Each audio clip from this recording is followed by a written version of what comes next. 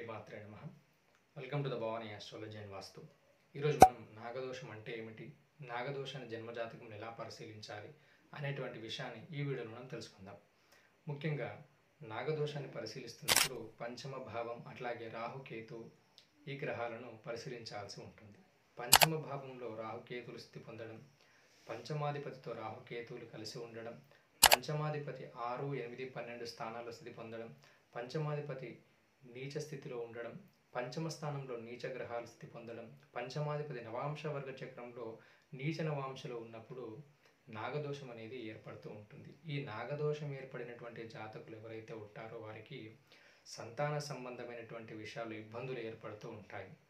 కొంతమందికి సంతానం కలగకపోవడం, కొంతమందికి సంతానం కలిగినప్పటికీ అనారోగ్య సమస్యలు ఏర్పడడం, గర్భస్రావం జరగడం వంటివి కూడా జరుగుతూ ఉంటాయి. కాబట్టి నాగదోషం ఉన్నటువంటి జాతకులు ఎవరైతే ఉంటారో నాగదోషానికి సంబంధించినటువంటి పరిహారాన్ని వారు పాటించాల్సి ఉంటుంది.